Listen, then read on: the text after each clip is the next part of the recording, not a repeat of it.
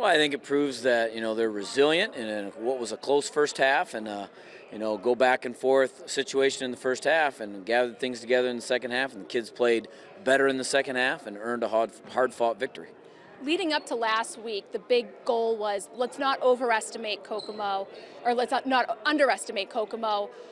How important was that in that semi-state loss last year and motivating this year's team to get to this point? Well, I think they had the taste in their mouth of being close, and the thoughts creep in your mind about how nice it would be to get down there, and then they had to face disappointment. We didn't get the job done last year and got beat by a very good team that played better than us on that Friday night, and so that has to come through the motivation through the week of work and the week of preparation to maintain your focus on that Friday night. And whether that was the situation or what other circumstances there had, we played better Friday night and came out victorious.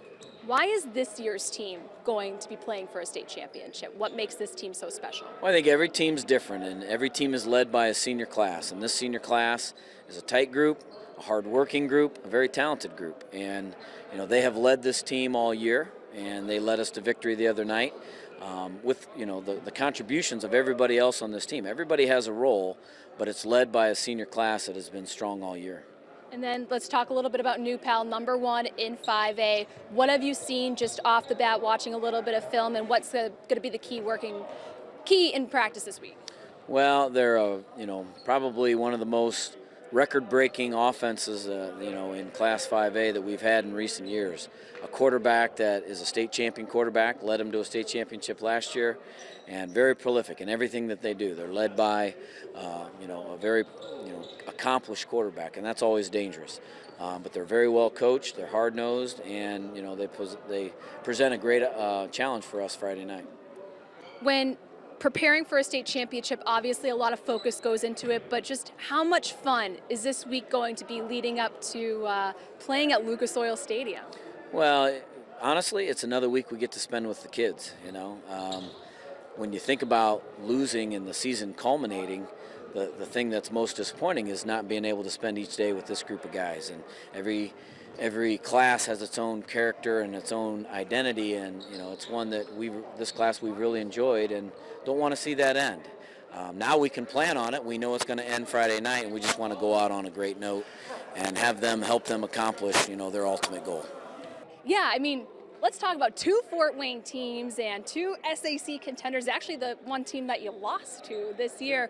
Just talk about having two Fort Wayne teams down in Indianapolis this weekend. Well, I think it's a testament to not only the two programs, but the football here in Fort Wayne from the youth level up to the high school level, and certainly the SAC conference and the talent in the coaching, the talent in the players, and the quality of programs that the conference has. Our schedule prepares us well for a playoff run, and that comes from all the teams that we play. And every Friday night you got to be ready, and that has helped us. I'm sure it's helped Bishop Dwenger, and I think we learned a lot from our defeat to Bishop Dwenger in that end of the season matchup.